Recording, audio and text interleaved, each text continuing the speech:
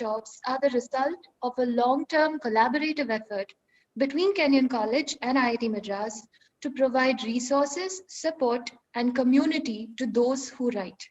We are happy that the workshop is now in its third year of running since its inception in 2018, growing steadily in popularity. Running in 3 genres, science writing, fiction, and non-fiction, the workshop has a lot to offer for the aspiring writer, researcher, or really anyone invested in writing as an open-ended process of discovery.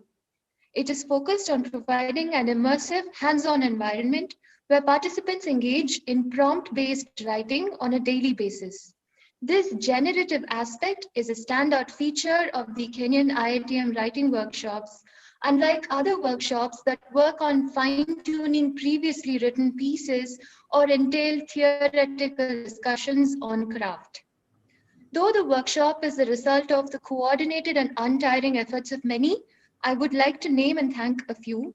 From the Kenyon end, Professor Sean Decatur, President Kenyon College, Professor Wendy Singer, Professor David Lin. From the IIT Madras side, many thanks to Professor Bhaskar Ramamurthy, Director IIT Madras, Professor Raghunathan Rangaswamy, Professor Setupati and Professor Sriram Kumar, Professor Umakant Dash, and Professor Arun Narasimhan. Most especially, my sincere thanks to the instructors who are the heart and soul of the workshop. Nancy Zafris for fiction, Geeta Kothari for non-fiction, Chris Gillen, Robert Mauk, Gita Ayer, and Yutan Getzler for science writing. A special shout out to Ms. Ujjwala Koti, coordinator of the Siddhi webinar series, Ms. Suguna and Mr. Shashi Kumar, who have formed the technical backbone of the workshop. And in case I have been remiss in mentioning someone, I'm hoping that Professor Sudarshan will pick up the slack in his vote of thanks. This year, due to the constraints of a global pandemic, the Kenyon-IITM workshop has moved online. We have redesigned the experience to create the same sense of community online that animates the workshop when in person. I would now like to invite Professor Wendy Singer, Roy Wortman Distinguished Professor of History at Kenyon College, to introduce the workshop. A few words about Wendy before I hand over to her. Wendy's pioneering past work placed a spotlight on the vital role played by oral narratives in the field of history. Today, this is considered commonsensical and even par for the course in the discipline, thanks to the efforts of scholars such as Wendy. Over to her now. Thank you. Thank you, Kamya. Welcome to this wonderful global experiment. I say experiment consciously to a screen full of so many scientists because I mean it in the dynamic way of hard, creative work and the benefit that comes from replication. For 3 years now, we have been embarked, Kenyon and IIT Madras, on this project to teach writing across continents, across cultures, and across disciplines. Each time we find new ways to take this engagement to a higher level. This time we've adjusted to the challenges of COVID-19 world and are teaching online. Professor Sudarshan Padmanabhan, as you must all know, is one of the most energetic and creative scholars, teachers, administrators, and collaborators.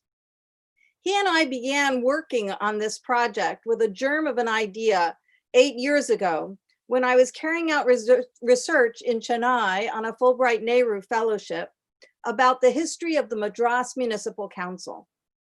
I'm a historian of India, as Kamya mentioned earlier, and I'm known most for the work that I'd done in Bihar and the history of Indian elections. I came to Chennai because I knew the study of Indian history required North-South coordination. And to IIT Madras because Professor Sudarshan invited me after he had taught for a year or two at Kenyon College some years ago. I lived in Mylapore and my daughter, then 15, attended the Sri Shankara school in Adyar. In fact, it was at the Sri Shankara school where I had the honor of hearing a speech by Director Ramamurthy about IIT's commitment not only to engineering, but to the role of the humanities in training engineers. From that moment, it seemed almost inevitable that Kenyon, a renowned liberal arts college, and IIT Madras, an internationally recognized institute of technology, should deepen their engagement. And writing, what Kenyon is known for, was the ideal vehicle. Since then, several IIT Madras faculty and students have visited Kenyon for writing workshops, and Kenyon faculty and a student have come to IIT Madras. I therefore want to thank Director Professor Bhaskar Ramamurthy, Professor Karthik Raman, and Dean Professor Raghunathan Rangaswamy for their support. And of course, thank Professor Sudarshan and his team who have done heroic work putting this workshop together. Now it is my pleasure to introduce to you Professor Sean Decatur, President of Kenyon College. President Decatur is himself a scientist, an award-winning biophysical chemist who understands the benefits of our bridging the worlds of science and art. He has been long dedicated to sharing the principles embodied in the Kenyon and IITM collaboration, promotion of the sciences and scientific writing, a celebration of the liberal arts and humanities, and a deep commitment to international partnerships in education. Kenyon has been especially fortunate for President Decatur's leadership since his inauguration in 2013, and we benefit from his advocacy of a broad engagement with the world. Indeed, as I'm sure he will mention, he visited IIT Madras last March. As the COVID-19 crisis has disrupted so much of our physical connectedness, he has in every way reaffirmed, including in a blog post last summer, how Kenyon deeply values the perspectives and contributions of our international community. And certainly, as this joint effort shows, IIT Madras has become part of our international community. President Decatur. Thank you, Professor Singer, and thanks to all of you who are joining in today's panel and also participating in this workshop, which is just very exciting. I'd like to begin actually by thanking Professor Arun Narasimhan for that really spectacular talk a little while ago that I think in some ways captured a lot of my thoughts incredibly well. And that's the notion that clear and powerful and persuasive writing is just critical to the work of science and engineering in all capacities.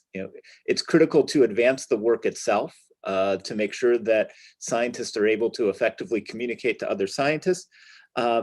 It's critical for students and scholars and researchers in order to advance careers in science. But it's also, and maybe most importantly, critical to advance the broader public understanding of science.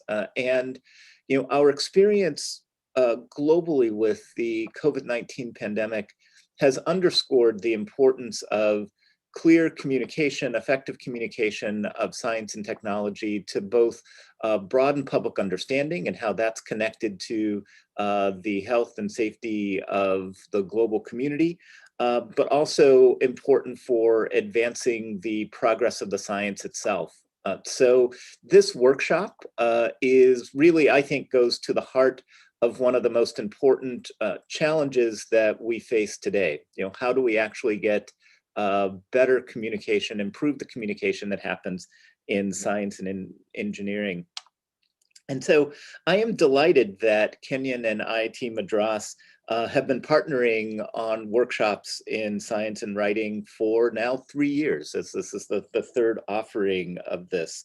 And to me, this collaboration is an example of how global engagement can be impactful for students and faculty and can lead to tangible impact on the broader world. Now, I have long admired and respected IIT Madras and its reputation for excellence and technological innovation. Over the years in my career as a scientist, I have known many colleagues who have studied or taught at IIT Madras. And as Professor Singer mentioned, I really enjoyed my visit to Chennai and to the IIT Madras campus back in March. And in fact, That was my last trip outside of the state of Ohio before the pandemic hit. And it was really a delight to be able to see the beautiful campus, to meet many of the faculty there, and to get a firsthand sense of what the IIT Madras campus and experience is like. So, I'm really grateful that we've been able to make the pivot to having an in-person collaborative workshop to doing something online in this format. And I hope that all of you enjoy and get a great deal out of this experience. And I'd like to just lend my thanks to Director Ramamurthy for the support for this workshop and for this collaboration. To Dean Raghunathan and the staff and support from the Global Engagement Group at IIT Madras for this.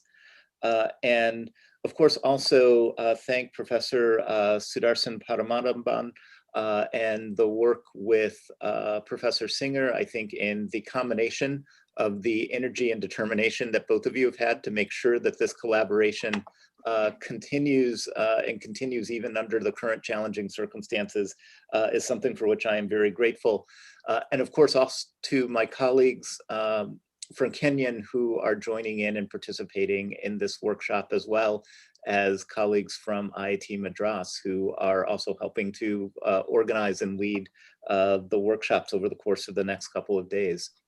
So thank you very much. And I am looking forward to hearing some of the products of this workshop later on this week. Thank you. Thanks so much, Professor Decatur. Your encouragement and support have been vital to the growth of the workshop. I now invite Professor Bhaskar Ramamurthy, Director, IIT Madras, to say a few words.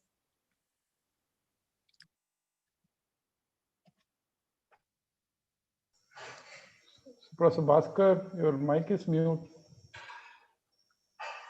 So greetings to, thank you very much, Dr. Kamya, and my greetings to Professor Decatur and Professor Singer, my colleagues on the Professor Padmanabhan, Raghunathan, and I don't know whether Arun Narasimhan is still on the in the program. I'm here. Yeah, very good. So greetings to all of you. I'm pleased to be,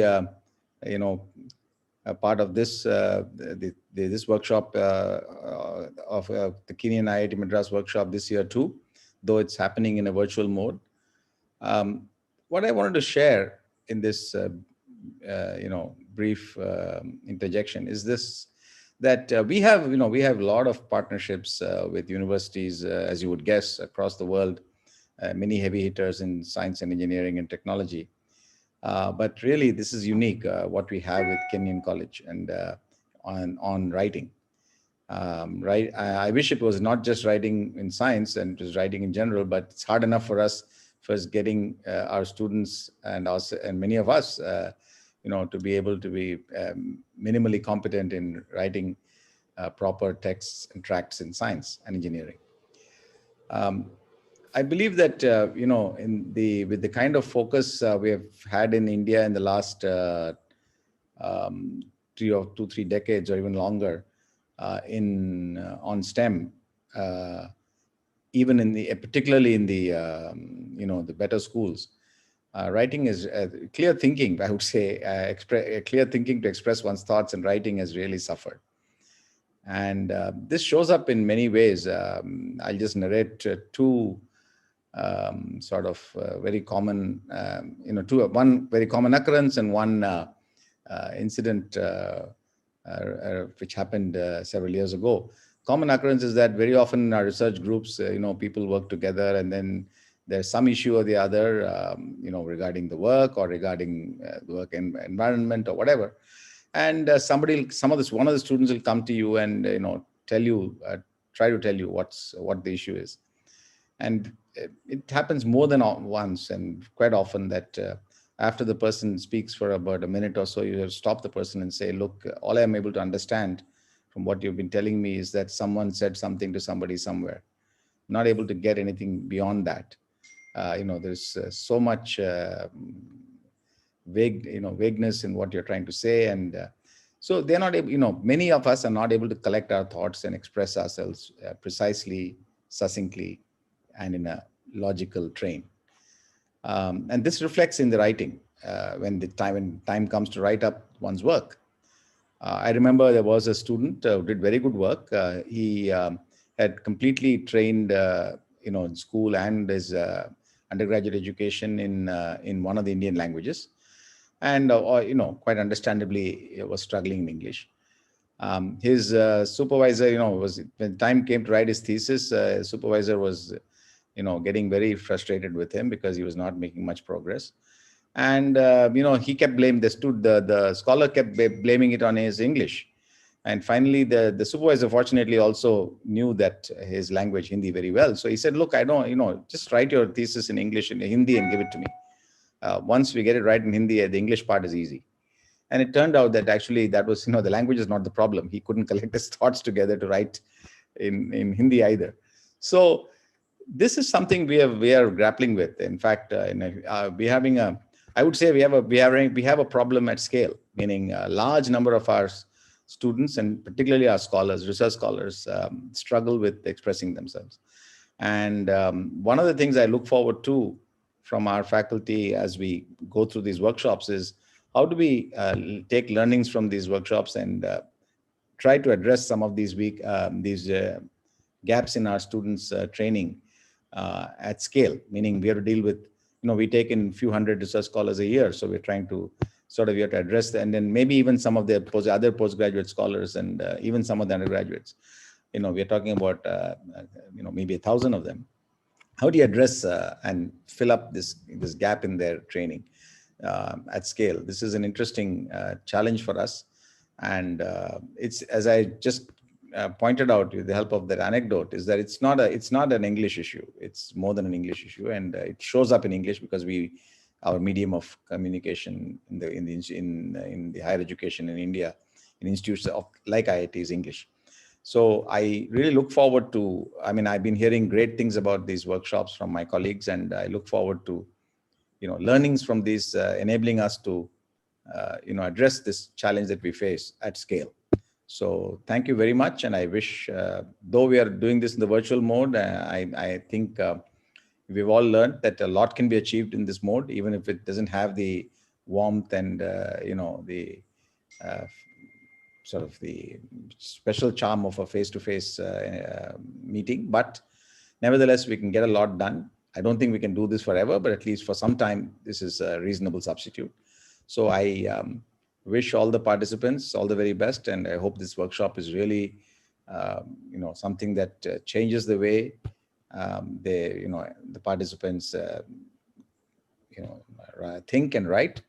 And I hope that it is rewarding to all the resource persons, the teachers and the professors who are going to, contribute to this workshop. And I look forward to meeting some of you, at the next available opportunity when we are all able to travel much more freely across the globe. Thank you. And since I may not meet you again before the new year starts, wish you all a very happy Christmas and New Year. Thank you. Thanks so much, Professor Ramamurthy. You very succinctly identified the problem, and we hope that the workshops can go a distance towards addressing it. I now invite Professor David Lin, Special Assistant to the President and Editor Emeritus of Kenyon Review, to speak. A few words about David. David is an accomplished writer and teacher, author of several anthologies, and winner of the 2016 O. Henry Award for his work Divergence.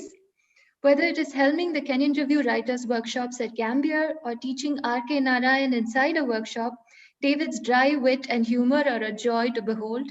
Over to you now, David. Thank you, Dr. Kamia. It's a great pleasure to be here, and I'm only sorry not to be enjoying the pleasures of the IITM campus and the food of Chennai, but we look forward to being there next year. Good evening, and to you all again, welcome. I'm deeply gratified that Kenyon College is collaborating with the Indian Institute of Technology, Madras, one of the premier educational institutions in the world, in an innovative program of writing workshops. For over 30 years, Kenyon, a liberal arts institution in Gambia, Ohio, USA, has offered high-quality writing instruction aimed not only at improving the skills of participants, but empowering them to use language precisely, forcefully, and effectively, as is ever more necessary in the modern world. That world, of course, is increasingly global, and although Kenyon is a small liberal arts college, it is committed to reaching out to the international academic community and has also attracted many students and faculty colleagues to visit Gambier. I'm especially glad, therefore, that IITM recognizes the importance of offering its students, whether in the humanities, sciences, or engineering, the chance to learn to write more effectively and for non-specialist readers. And the Kenyon workshops are a singularly important means to accomplish this. Indeed, as you've already heard, for the past 2 years, IITM has teamed with Kenyon College to offer these signature writing workshops at its magnificent campus in Tamil Nadu. These classes have manifested the Kenyon philosophy that all participants benefit from writing intensively in small groups and in response to creative models and instructor prompts, as well as from them reading their work aloud to each other. The productive responses help them gain insight into their own efforts. This year, responding creatively to the worldwide challenges of the COVID-19 virus, we have adapted our workshop program to virtual classrooms. We strongly believe that these online sessions will be both challenging and inspiring. Indeed, as we anticipate future innovations, online opportunities will surely be a part of our offerings. Once again this year, we are offering workshops in science writing, creative nonfiction, and fiction. Each will be led by gifted instructors who offer models of excellent writing, along with daily exercises and the opportunity for participants to develop new skills and strategies. A critical element will be the daily sharing of their work with each other in order to better understand the effectiveness of their own efforts and to identify opportunities for revision. So again, welcome. I'm so honored to be part of this inaugural event and to welcome you to this remarkable endeavor. The week ahead promises to be extraordinary.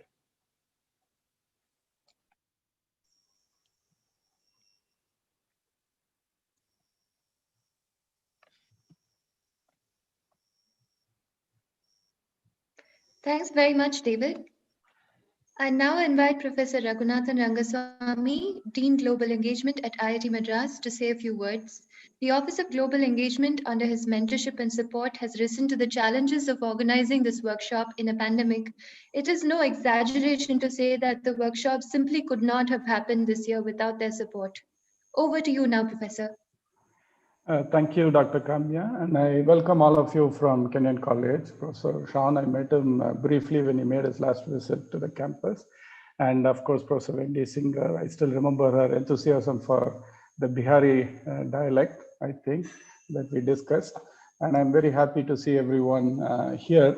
And I also just want to say, as Sean also mentioned, I thoroughly loved Arun's lecture, and I think the idea of towers of knowledge and towers of leadership was really fantastic to see, and the kind of analogies that you can then use to delineate between scientific writing and science writing and so on. It was really nice, and I think an apt introductory lecture for this workshop. And of course, in this pandemic season and the way things are going, it seems more and more like communication is one of the most important skills that anyone should have. I think particularly technology should have. And as was mentioned, writing clearly about even the pandemic and the vaccine and what you should do and what you should not do is a skill I think all of us need to learn. And it's becoming even more important with of course, people in the US are very familiar with this, with all this disinformation, facts and non-facts and so on. So I think communication is going to become a key skill that we should all have. And of course, pithy communication is even more important, it seems like, because I think we have to figure out how to write in Twitter to reach a large number of people. So in all sense, there are challenges in communication. And I think learning to write effectively, learning to write so that people believe you. All of these are important skills. And I think we are really happy that our students here at IIT Madras have an opportunity to participate in such a world-class program here. We thank all of you for taking your time and sharing your knowledge with the participants. And I welcome you, and I hope this workshop is a grand success. Thank you. Thanks so much, Professor Raghunathan. We have now come to one of my favorite aspects of the Kenyon-IITM workshop, the public readings. Nancy Zafris has graciously agreed to go first. Author of The Home Jar and other such anthologies, Nancy is the recipient of numerous awards and grants. Is the former fiction editor of the Kenyon Review and the series editor for the Flannery O'Connor Award for short fiction. Nancy is a force to reckon with and also one of my favorite people in the world. So over to Nancy now. Thank you, Kamya. I feel very lucky to have Kamya as co-teacher in our fiction class, and I'm looking forward to it. So this is a shortened chapter from a novel. In this chapter, a Japanese high school student named Chieko has returned to Japan after a year as an exchange student in America. Soon after she arrives, an earthquake hits and brings in tidal waves. The tidal wave came in with a yawn in the rural community where Chieko had returned home, a minor celebrity with her American-sounding English that was more slurs and mumbles than fluency. It proved useless back in the Japanese school system she hated so much, where the English they studied remained as incomprehensible as ever. A year in America, not a bit of improvement in the tests they forced her to take. She rode her bike home on from Saturday study, head lost in dark thoughts. She was close to being outed as the same old dim-witted Chieko by the mean girls in her class. Although she knew her friend Kimi-chan would stand by her, she missed the American friend she had come to love so much. She wasn't thinking about the earthquake on the bike ride home. The major damage had already occurred much farther north on the island boot of Hokkaido. When one of the dying tidal waves traveled south and intruded into the countryside of her own village, she barely noticed. It seemed such a minor thing. The seawater lazed ashore. The ocean's ebbing rhythms washed it backward. For a moment, the water retreated, then calmly advanced. Chieko watched from atop a hill as cars on a bridge came to a stop. Celebrating guests returning from a wedding got out and gathered at the railing to watch. There appeared to be no danger of the water lurching upward. The earthquake was over. The aftershocks were over, and this little tidal wave had turned into a sightseeing opportunity. Finally, Chieko thought, finally to see a tidal wave, this legendary creature their country was taught to fear, finally to see it in person. It was not at all what she imagined, not at all like the famous woodblock prints where blue waves rose with hungry white froths like tiger claws. Still, the undercurrent began to weaken the stanchions of the bridge. The bridge began to sway. One end tilted. As the bridge surrendered into a slide, the shocked wedding guests were in danger of being poured into the water. An old woman in a black kimono was grabbed by a rescuing hand. The last person was not so lucky, and the unlucky woman fell into the water just as escape was within another step's reach. Another step she could have made had it not been for the pinched gait forced by her chrysanthemum-painted kimono. She slipped in the water gently, and gently she was carried along. The woman did not appear to struggle. She bobbed lightly in the water, a flower. A good strategy, Chieko thought, until she realized the body was lifeless. Chieko stood with her bicycle, watching the scene as it transpired below. It was already too late for her to take the shortest route downward. The hill's trough was filling with seawater. She had delayed too long. Her friend Kimi-chan, on the other hand, Kimi-chan had not hesitated. She had immediately powered the bicycle straight downhill, outracing the oncoming water, her strong soccer legs shooting her upward into the secure hills. The people on the bridge were waving as they ran. They were screaming at Chieko to get on her bicycle. "They are waving at me," she heard herself say. Watanabe Chieko, third child and only daughter. For a moment, she was not so sad. A sadness had been drowning her. She had not realized it until now. She called out to the American friends she loved so much. Chieko adored that English word love. She said it all the time and drew hearts that said love, love, love. She loved her friends, but could not say she loved Amos, the American boy who had given her rides on his horses, although what they did must have been love. She touched the spot that had not yet grown, the child inside her, but she could not find its life along the flatness of her stomach. The valley troughs were filling quickly. The water was not yet dirty, Chieko noticed. So new was it to this green land. It had not had time to find the dirt underneath. Fly, someone screamed. In the puddle of a valley flared something golden. She jumped on her bike and rode toward the glowing beacon. Fly, screamed the voice again. Thank you.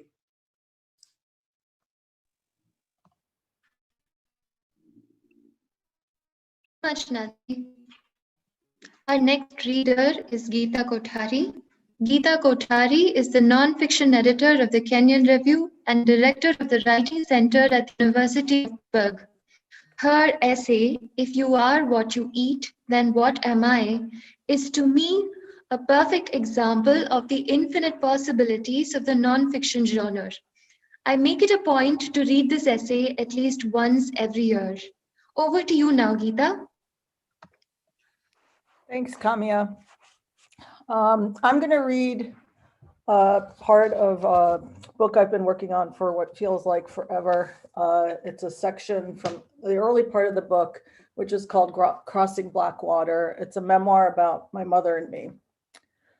Even now, 15 years after my mother's death, I think of her in motion, boarding an airplane, walking 3 steps ahead of my sister Mira and me on our way to school, rushing to catch the bus she took to work. At home, she practiced yoga or Tai Chi in the living room while Dad watched TV. When she sat down to knit, her hands moved quickly, a fluid motion neither Mira nor I can replicate.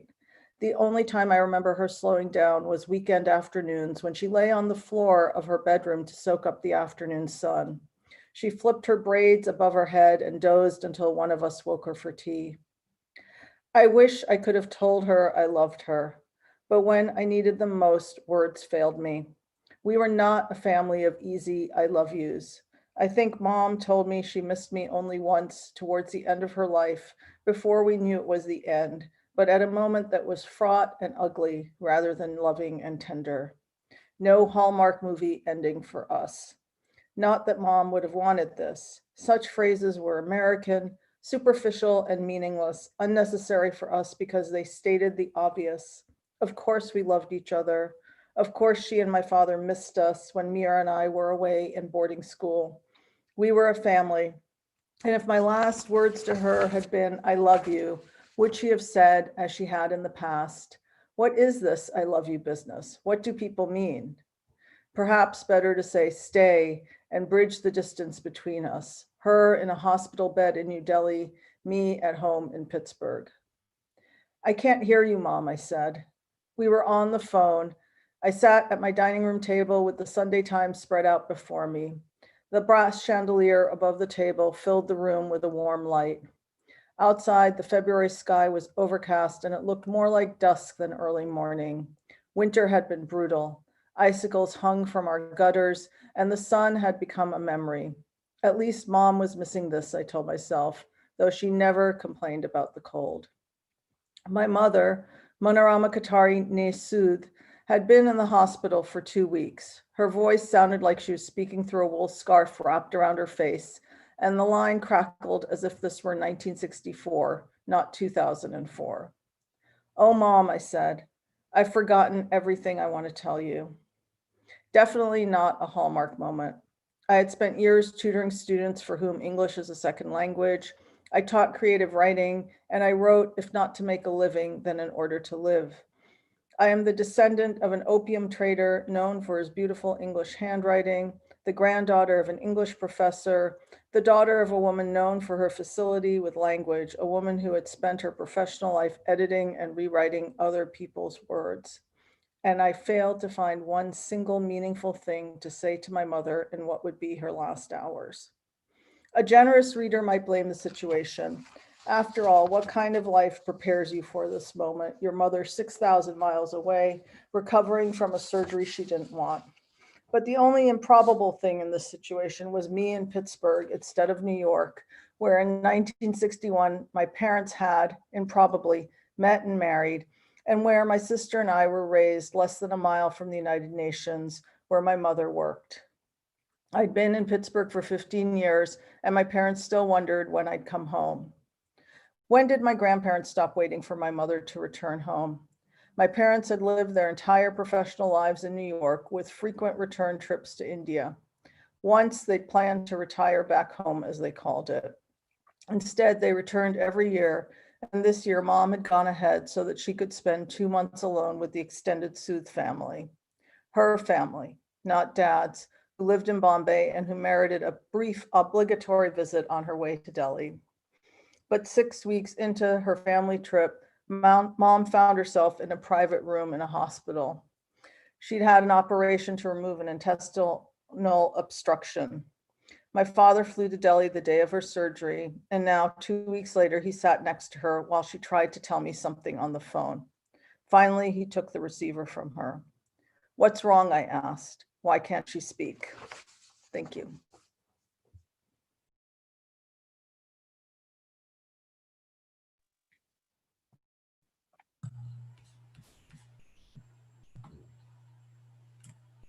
Thanks so much, Geeta. Our next reader, Chris Gillen, is Professor of Biology at Kenyon College and Director of Kenyon's Creative Science Writing Program. His workshops at IIT Madras have been widely popular in the past, often producing some standout examples of writing science for popular audiences. Over to you now, Chris. Thank you, Dr. Kamya.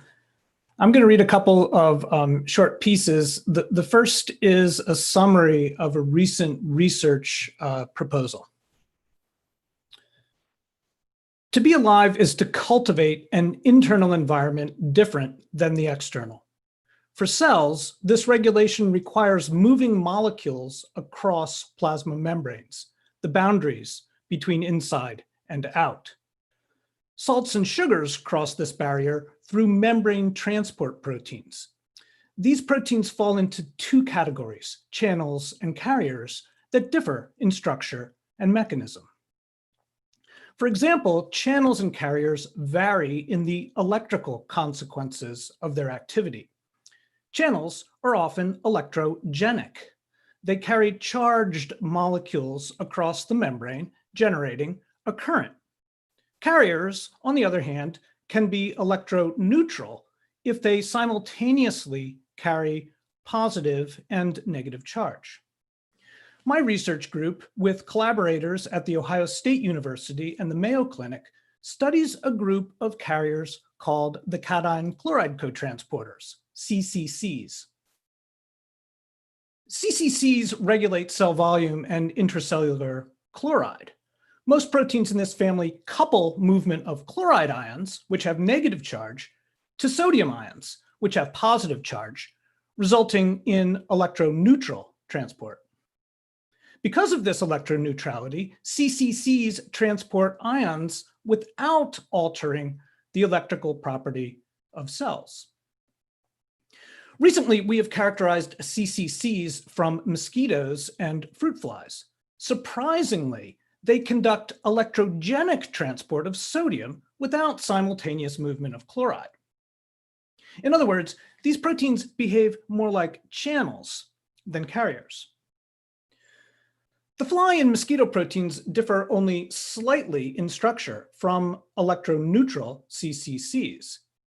We propose to investigate which structural differences are responsible for the shift between electroneutral and electrogenic transport.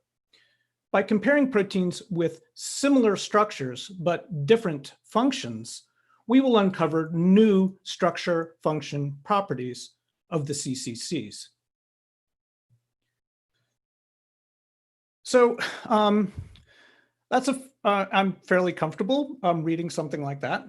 But now I'm going to do something that I'm not comfortable doing. And that is reading two poems, and these are based upon articles in recent articles in Science magazine.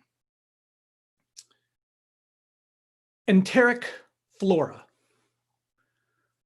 Colonocytes inhabit different territory than sunflowers, an incomparable terrain where, unlike leaves and only superficially like petals, their microvilli deplete nearby niches of oxygen, thus nurturing, in a way curiously familiar to flowers, a community, except not of hungry butterflies, but of anaerobic bacteria that outcompete the ones that cause disease, and convey to us a habitat where we might muse not blossoms, but how they grow mutually with bees, and not gut cells, but how they evolve with microbes into an ecosystem of immunity.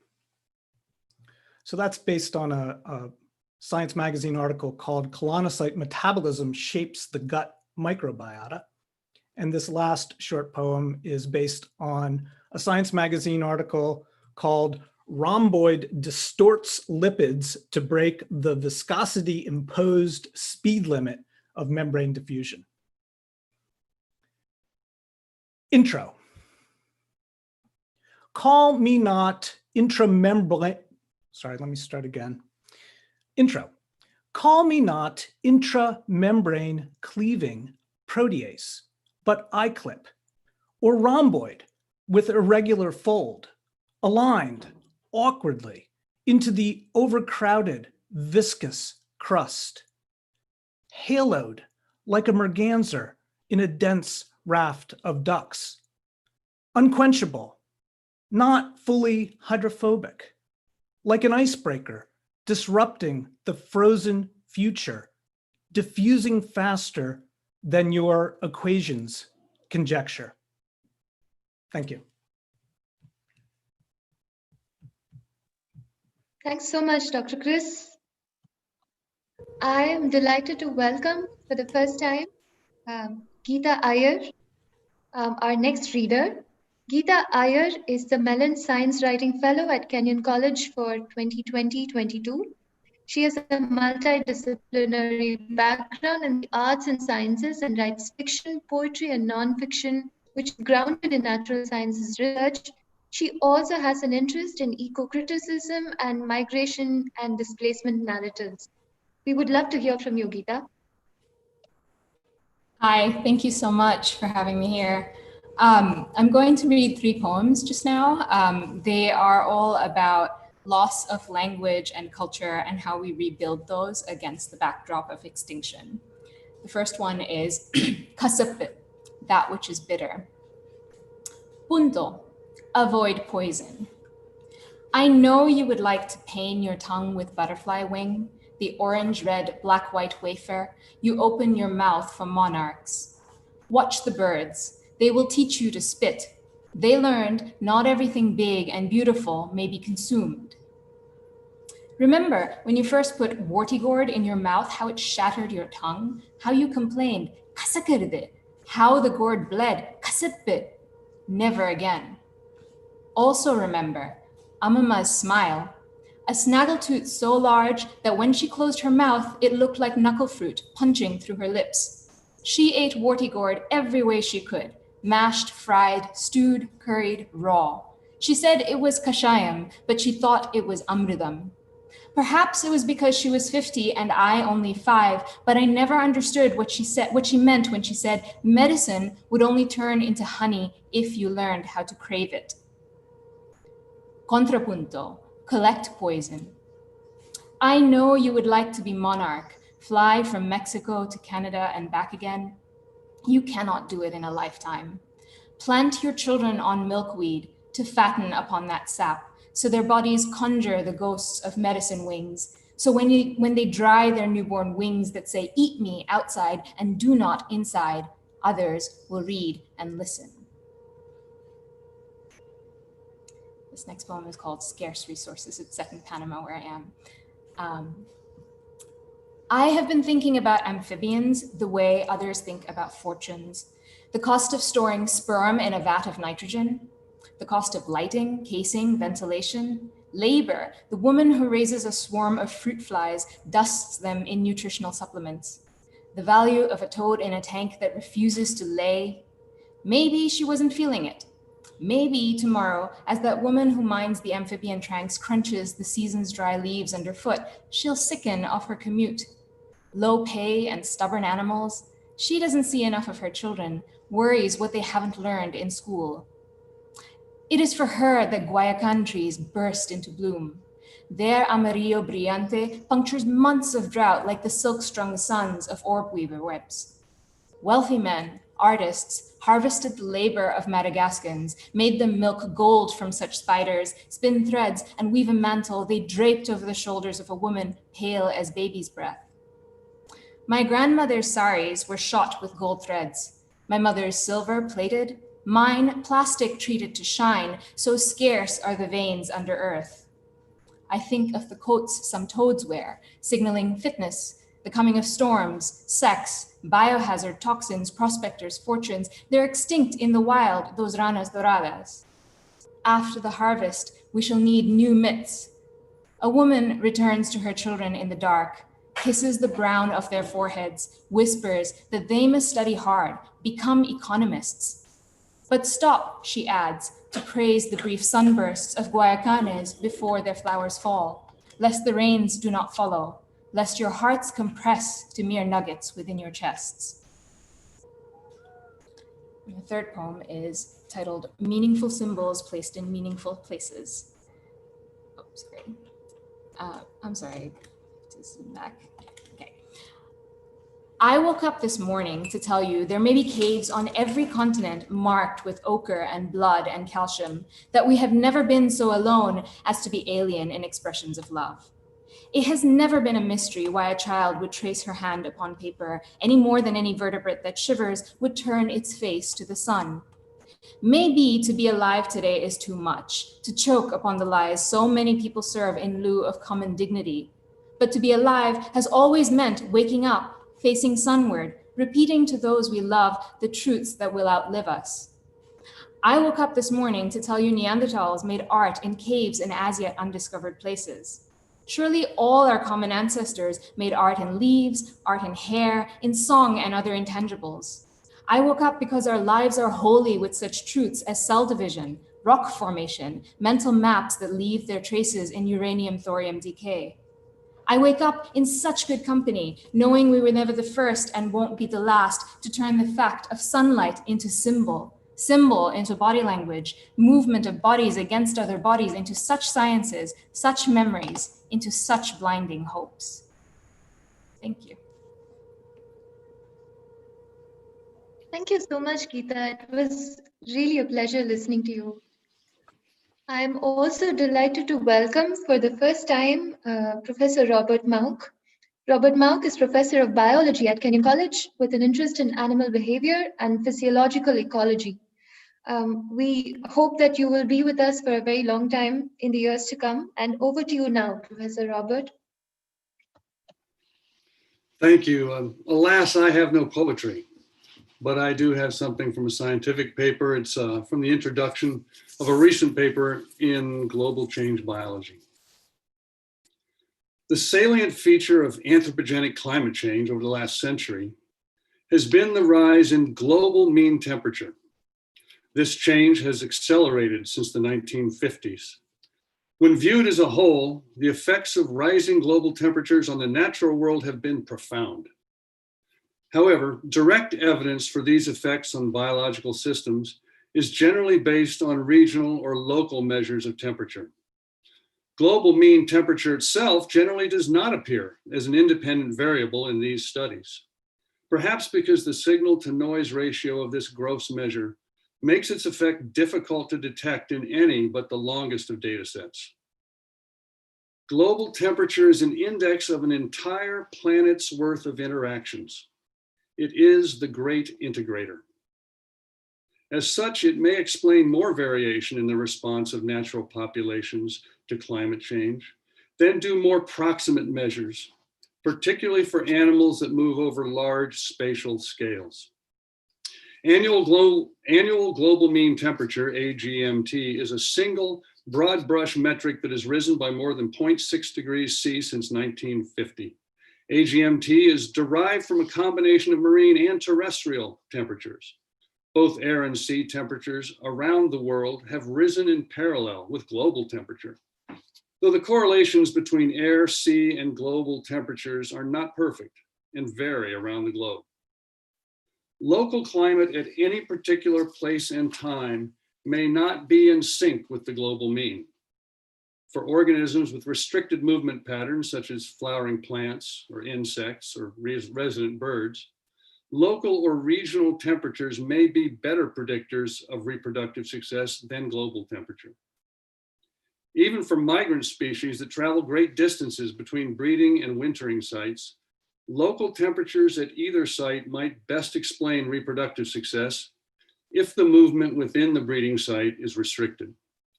For cosmopolitan species that travel widely between and within seasons, one can imagine a complex model that integrates precise measures of an individual's location and local temperature for every hour of every day over the course of a year.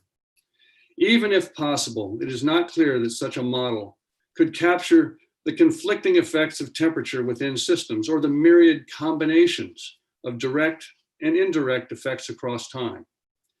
AGMT is a single metric that integrates across time and space and therefore may be well suited for examining the effects of climate on species that cover great distances both between and within seasons. Marine vertebrates in general fit this criterion. In addition, a number of marine vertebrate species breed on land and forage at sea, and are thus susceptible to change in both regional sea surface temperatures and local air temperatures. Examples include pinnipeds and sea turtles. But seabirds are the most numerous and widespread vertebrate taxa to straddle both marine and terrestrial ecosystems worldwide. In fact, seabirds are renowned for distances traveled within and between seasons. They forage daily hundreds or thousands of kilometers from their nesting islands, and also make large-scale migrational movements during the non-breeding portion of their annual cycle. Long-term studies of seabirds, therefore, should provide an appropriate condition with which to detect the effect of global temperatures on reproductive success in natural populations. The breeding population of Leach's storm petrels at the Bowdoin Scientific Station at Kent Island in the Bay of Fundy has been monitored with marked individuals since 1955. Storm petrels breed in the North Atlantic after spending the winter in the equatorial Atlantic. These seabirds produce a single egg per year for up to 38 years, and incubating adults travel up to 2,600 kilometers during a single foraging trip. This confluence of a highly mobile vertebrate and a population that has been studied for over half a century provides a rare opportunity to test the hypothesis that global mean temperature may be the best integrator of global climate change and should therefore best predict the relationship between changing climate and reproductive success in natural populations. Thank you. Thanks so much, Professor Robert. And now we have one who has graciously agreed to be our last reader for the evening. Professor Yutan Getzler is Associate Professor of Chemistry at Kenyon College with an interest in sustainability and recycling, which alongside the Anthropocene and climate change are very hotly debated topics today. So we welcome you to the Kenyon-IITM workshop and we look forward to hearing from you. Thank you, Dr. Kamya. And I really liked that phrasing of the great integrator. It was nice turn of phrase, Bob. So this is, I'm going to be reading from a paper that I co-authored with Professor Jeffrey Coates that was published this year in Nature Reviews Materials, and the title is Chemical Recycling to Monomer for an Ideal Circular Polymer Economy. Plastics seem to be everywhere. Analyses of soil, water, or biological organisms confirm and amplify that initial impression. Annual growth in global polymer production has consistently outpaced both global gross domestic product and population growth. The properties of strength and durability that make plastics so useful during their functional lifetimes are profound drawbacks at end of life, as these materials are overwhelmingly landfilled or leaked into the environment. The annual loss in value of single-use packaging waste, equating to 47% of polymer waste, is estimated at $80 to $120 billion. This corresponds to 95% of the embedded value. This figure does not include externalized environmental costs. Recovered plastics are either valorized through closed loop and cascade recycling, or more commonly, combusted for energy production. However, most plastics are relegated to a landfill or are leaked into the environment. Living in the Anthropocene, a geologic epoch defined by the unforeseen and unintended consequences of industrial production, we must ask, if at the outset of commodity polymer synthesis, we had known what we know now, how would we have designed our materials differently? The next grand challenge for polymer chemistry is to develop materials that can be efficiently recycled directly into their own starting materials. Chemical recycling to monomer, CRM. Polymers produced from recovered monomer feedstock have no loss of properties. Moreover, the process recovers embedded value and mitigates environmental effects. Yet, CRM capability is not sufficient to establish an ideal polymer economy. Polymer performance must meet the demands of diverse applications. The ideal properties of a polymer depend on the intended use. Polyolefins have long constituted the largest segment of the polymer market, consistently amounting to more than half of global primary polymer production and waste. Consequently, the development of materials that serve as polyolefin replacements would have the largest potential economic and environmental impact. In this light, key targets for the next generation of plastics are the thermomechanical properties of polyolefins. These are the properties against which new polymers are first compared in this review. Beyond properties, other aspects of an ideal polymer recycling system include little to no monomer or additive, little to no residual monomer or additive, an accessible pathway for CRM, use of earth-abundant catalysts, and the ability to sustain infinite polymerization depolymerization cycles. Monomer sourcing and cost are intentionally absent from this list.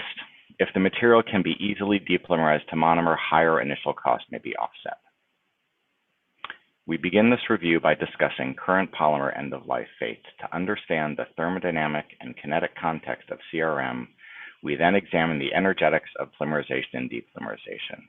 Given the importance of polyolefins, we briefly address their synthesis, properties and challenges to recycling before examining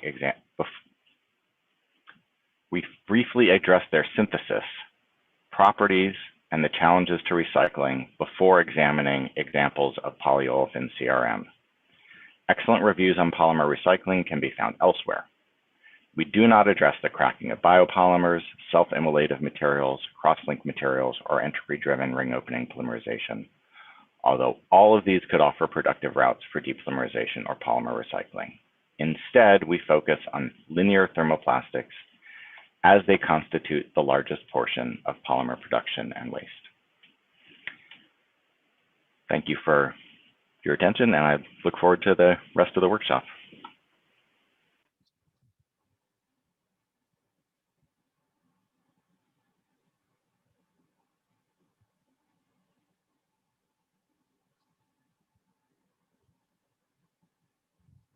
So I think it's a time for a vote of thanks. I think there is another session after this, so I'll just keep it really short.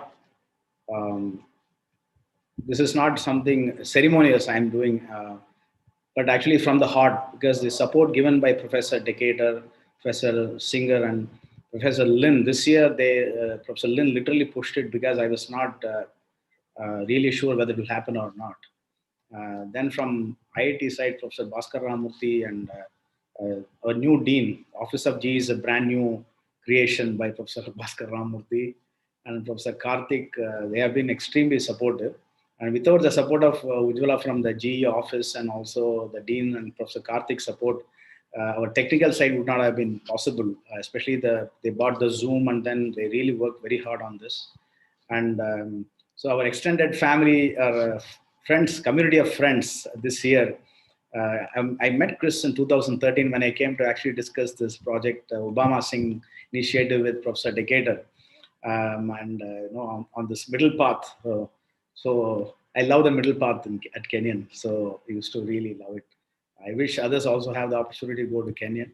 So this year, I should actually thank our new entrants, Gita, Robert, and also Yutan. Hopefully you'll be here next year and enjoy the monkeys and snakes. And I think the morning walks and morning explorations that Chris enjoys with our, we have this Prakriti, the environmental organization that kind of takes care of our environment at IIT Madras. So Chris knows the nook and corner of our forest. So he can also be part of that group exploration. And I should also thank Geeta and Nancy and who have been with us right from the beginning. And we always enjoyed this 1 week of food and festivities, which we are really missing. And I think hopefully you'll also enjoy the hospitality next time. We should also have to thank all the departments that supported us, Dean Students and Dean Alumni Affairs, and also Professor Sethupathi from Department of Physics, Professor Sriram Kumar, and Professor Umakant Dash from Humanities, and the Department of Humanities staff, Ms. Suguna and Mr. Sasi and others. And I should also thank Kamya, who is actually one of the best MS Master students. And also she did her PhD from University of Aarhus through our Erasmus Mundus program. And she did her postdoc at IIT Madras. Then she is now working at IIT Jodhpur as an assistant professor in the Department of Humanities and Social Sciences. And she has been one of the main drivers for Kenyon workshop here in India as well. And thanks to all the faculty, Nancy, Geeta Squared, then Wendy, John, Chris, Bob, and Yutan, and our excellent group of TAs. I hope all the participants will make use of this great opportunity because you will learn from the best and make the best use of it. Thank you very much. Kami will take over and then lead us to the next session. Thank you very much.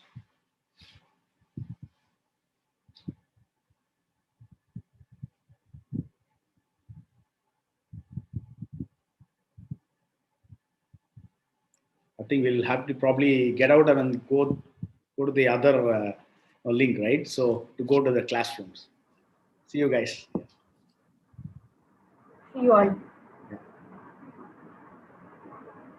Kamya probably will guide us.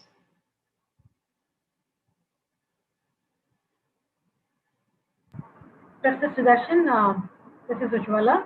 Okay. So this was a successful event. We'll commence the workshops in another few minutes. Okay. And we'll all meet there. Okay. Thank you.